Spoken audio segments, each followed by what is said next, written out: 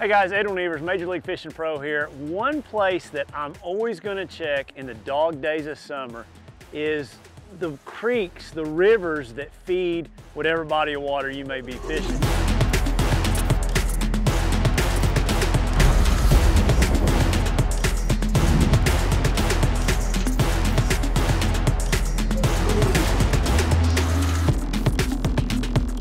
We're up north. It's obviously a cool, cloudy, rainy day, one that we don't get a lot down south this time of year. You know, I'm way up this river, you know, on this lake, and it's just a spot that I like to look for bass in the summertime, no matter where I'm at in the country. You know, even when I'm home in Oklahoma, you know, starting in August is when I start taking my ventures up in those creeks that feed the lake. And you know, the reason why I'm gonna check some of these: one, you might have some water flow. Two, it might be a little cooler. Three, you're gonna have lots of shade, and it confines things. It's just an easy place to search, or to start your search, looking for those hot, hard to catch summertime bass.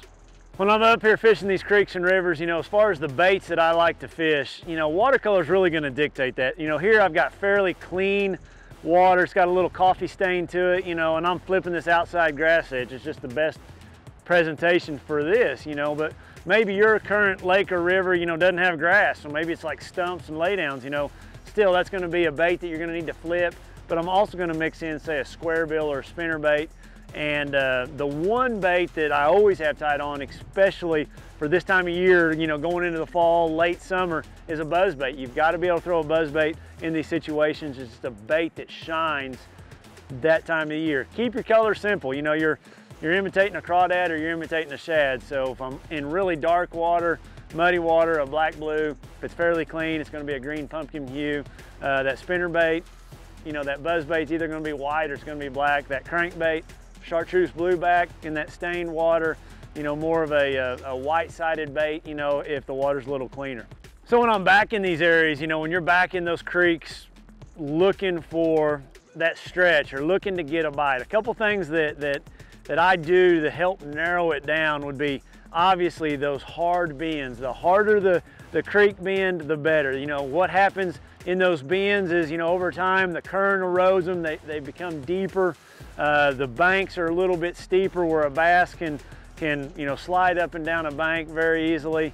The current hits them harder. But that's the first place I'm gonna look when I get up in these creeks, is those hard bends.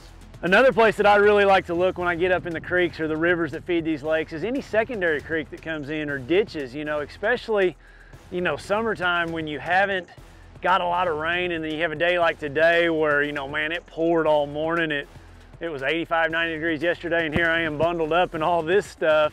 But when you had all that rain, you're gonna have that cool water feeding those little secondary creeks or ditches that come in.